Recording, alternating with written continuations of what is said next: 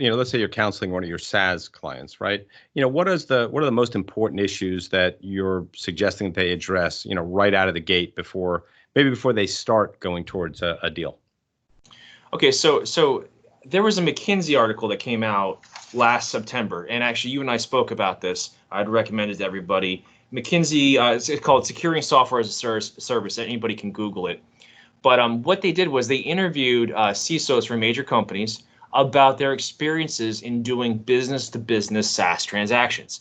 And what they experienced was a gross kind of, well, not gross, a pretty significant disconnect in terms of the B2B SaaS company and how it was approaching these CISOs and engaging, becoming a partner and a stakeholder in the customer's data security and privacy infrastructure.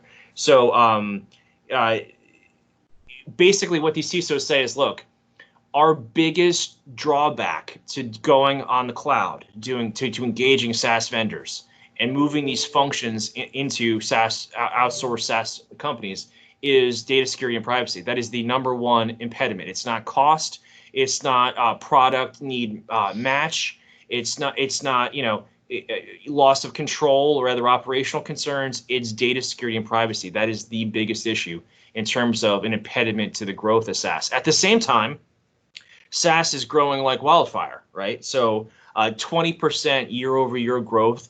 Every company that does a tech offering wants to have a SaaS component. And the reason they want to have a SaaS component, well, there's several reasons, but the biggest one, John, is because you get more multiples on sale in terms of business valuations if you have sticky subscription revenue than if you have services revenue or one-off transactional kind of JV type revenue.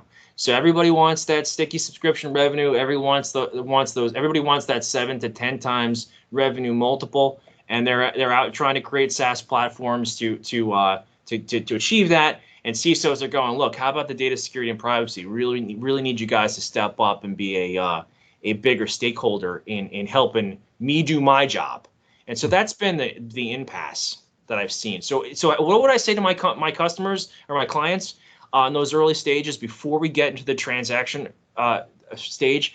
Number one, develop a Number one is understand the regulatory environment your customers are working in, understand their expectations in terms of data security and privacy, and make sure you have a clear and precise data security policy that matches up with that. So we're not working from square one every time we do a tech transaction.